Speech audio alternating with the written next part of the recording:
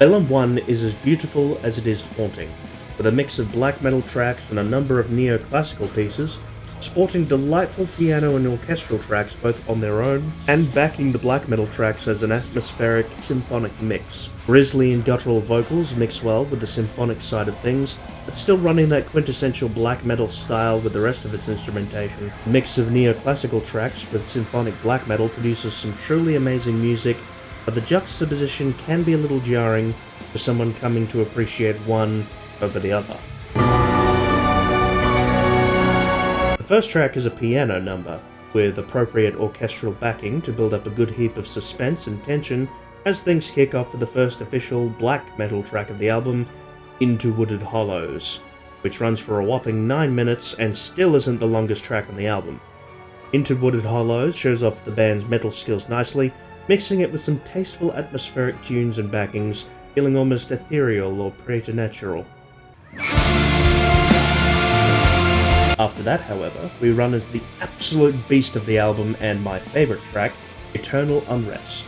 A 13-minute behemoth of a song that pushes extra hard into the metal side of things, effectively balancing the crashing and chugging of black metal with the choral backing and accompanying orchestra, yet letting none of it hinder the brilliant vocal performance paired nicely with the metal instrumentals that pick up and recede as the song progresses. The track is long enough to cover a lot of ideas, a lot of segments, and it has a lot of nice surprises, like an acoustic guitar piece around 4 minutes. If you don't feel up for listening to the entire album, I would recommend at least checking out this song, as it effectively acts as a representation of the entire album. After that, the album alternates between neoclassical songs and black metal, making an even 50-50 alternating split. Moon Isabeline is the second symphonic piece of the album, coming in at track 4, and contains some very tasteful piano playing accompanied by a somber string section, lasting just under 6 minutes in total before we get to the third black metal track, The Silent Passing, another 9-minute beast that starts off deceptively with a good bit of classical acoustic guitar work, before slamming the listener with brutal shrieks and heavy guitar work. This song contains the odd break near the end for some symphony or acoustic guitar, but for the most part contains some of the heaviest parts of the album. After we finished enjoying that, we have an unusual piece, Embered Waters, an instrumental track that makes use of limited metal guitars to help create a more unique take on neoclassical music, using a few unique instruments to help set the scene in this relatively short number, sitting at just under 4 minutes.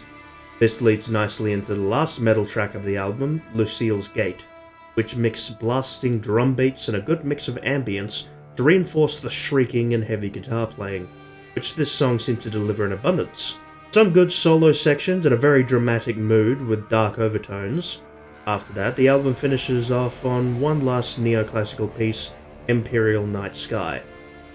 In honesty, I feel at this point there were just one too many symphonic or neoclassical pieces.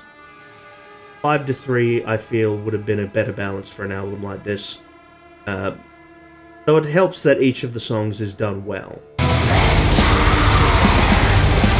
The album is plain excellent, musically and artistically, though the way that the music is arranged and ordered, as well as the sheer amount of symphonic music in the album, can make it feel like it's not quite metal after a long stretch of piano.